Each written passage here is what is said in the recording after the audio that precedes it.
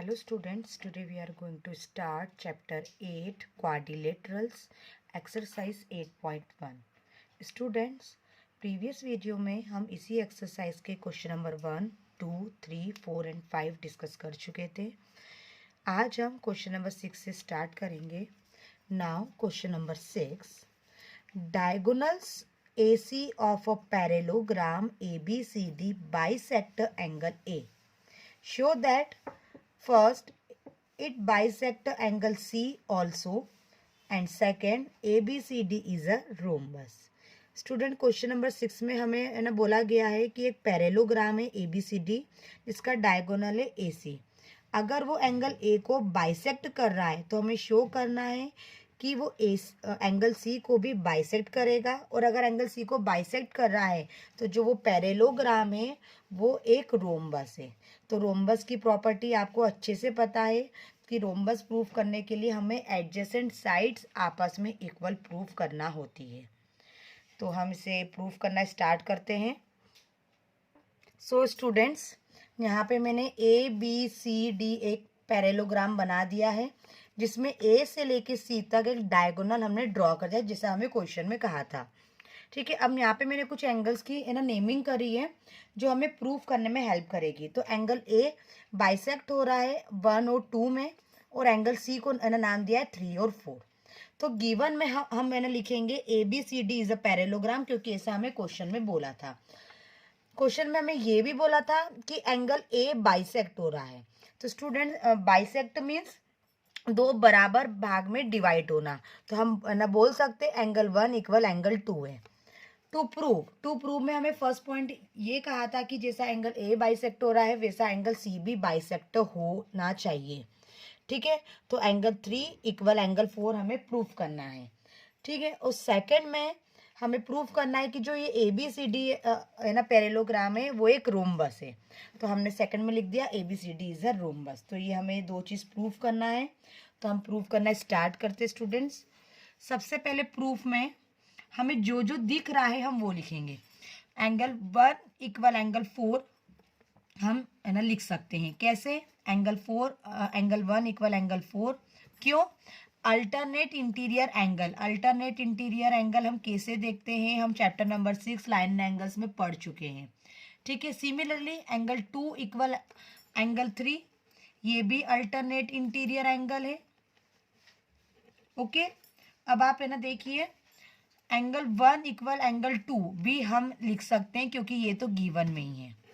Okay, जब angle 1 equal angle 4 हो गया, एंगल 2 इक्वल एंगल 3 हो गया, एंगल 1 इक्वल एंगल 2 हो गया, तो इक्वेशन नंबर 1, 2 एंड 3 नाम दे देंगे। ओके, तो by equation first, second and third, ठीक है, एंगल 2 एंगल 3 के इक्वल है, तो हम एंगल 2 की जगह एंगल 1 लिख सकते हैं। क्यों? क्योंकि एंगल 1 और 2 आपस में इक्वल है, तो 2 की प्लेस पे हम 1 लिख सकते हैं।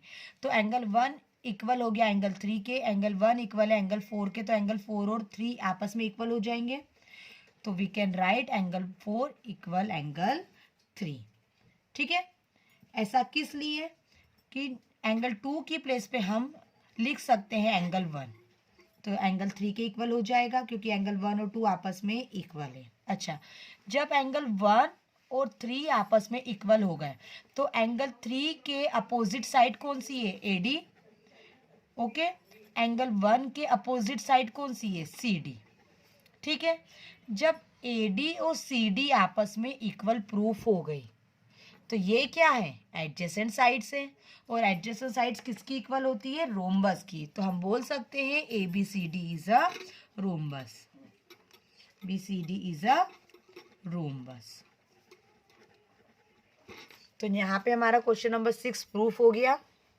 Now students, question number 7, ABCD is a rhombus. Show that the diagonal AC bisect angle A as well as angle C, and diagonal BC bisect angle B as well as angle D. Students, question में हमें ऐसा बोला गया है कि एक ABCD एक rhombus है, तो हमें शो करना है कि जो डायगोनल AC है वो A को बाइसेक्ट कर रहा है वैसा की वैसा एंगल सी को भी बाइसेक्ट कर रहा है, और एक बीडी डायगोनल है, वो एंगल बी को है ना बाइसेक्ट कर रहा है, वैसा की वैसा एंगल डी को भी बाइसेक्ट कर रहा है। ठीक है, तो बहुत ही इजी क्वेश्चन है, क्वेश्चन नंबर 6 है ना, जैसा ही है वो छोटा प्रूफ है इसका, आपको इजीली स्टूडेंट समझ में आ जाएगा। तो हम प्रूफ करना स्टार्ट करते हैं। सो स्टूडेंट्स, क्वेश्चन नंबर 7 में मैंने डायग्राम बना दिया है ए बी सी डी, ए सी और बी डी हमने दो डायगोनल डाल दिए हैं। अब एंगल ए भी बाइसेक्ट हो रहा है और सी भी हो रहा है और बी भी हो रहा है और डी भी हो रहा है। ठीक है, अब बाइसेक्ट हो रहा है तो हमने सबको नाम दे दिए एंगल 1 2 3 4 5 6 7 8। ठीक है, तो गिवन में हमने लिखा जैसा क्वेश्चन में बोला था कि ए बी सी डी एक रोम्बस है। प्रूफ करना है कि जो ए सी डायगोनल है वो एंगल ए और सी को बाइसेक्ट कर रहा है। मीन्स एंगल 1 इक्वल एंगल 2 हमें प्रूफ करना है, एंगल 3 इक्वल एंगल 4 प्रूफ करना है।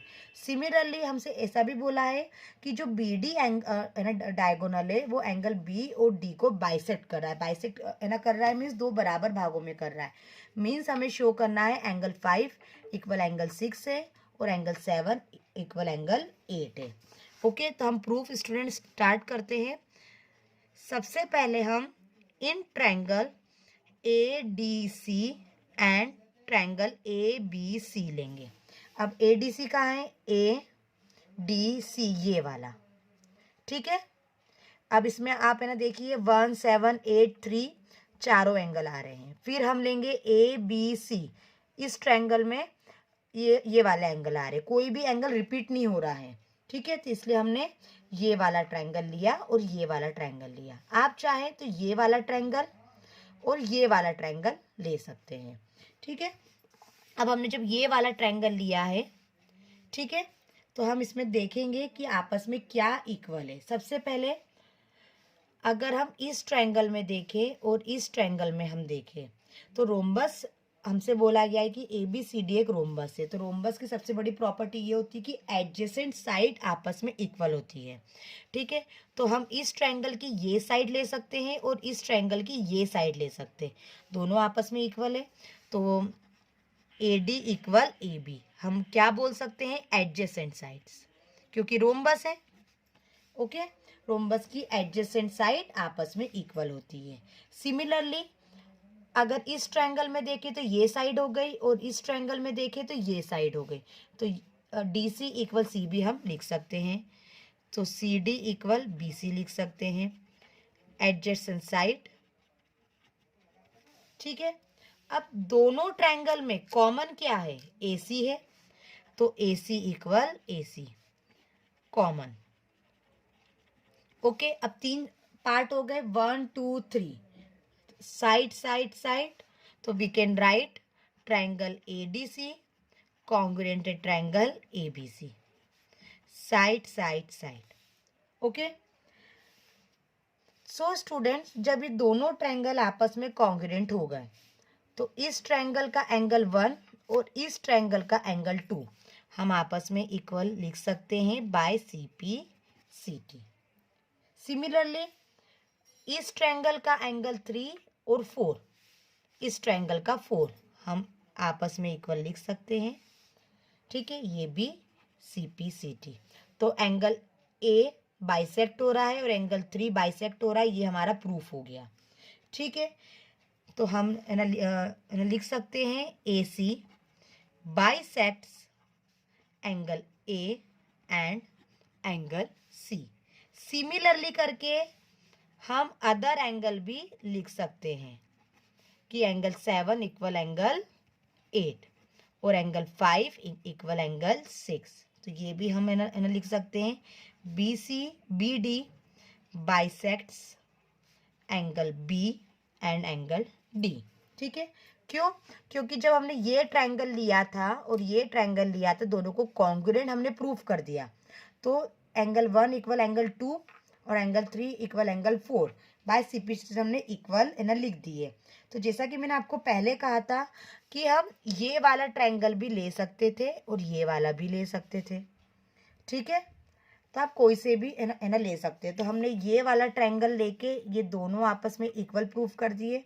तो अगर हम ये वाला है ना लेंगे और ये वाला लेंगे तो भी आपके 7 और 8 और 5 और 6 इक्वल प्रूफ होंगे। तो फिर सिमिलरली करके आपको एंगल 1 और 2 और एंगल 3 और 4 इक्वल लिखना पड़ेगा। ठीक है, तो यहाँ पे हमारा क्वेश्चन नंबर 7 प्रूफ होता है। ओके, और क्वेश्चन नंबर 8 जो है स्टूडेंट्स, ये आपका होमवर्क में है। ये क्वेश्चन नंबर 6 और 7 जैसा है। आई होप सो आपसे ये क्वेश्चन सॉल्व हो जाएगा। नेक्स्ट वीडियो में हम क्वेश्चन नंबर 9, 10, 11, 12 कंटिन्यू करेंगे। ठीक है, और क्वेश्चन नंबर 9, 10, 11, 12 एग्जाम के पॉइंट ऑफ व्यू से बहुत इंपॉर्टेंट है। ठीक है, तो क्वेश्चन नंबर 8 आपका होमवर्क में है। Thank you.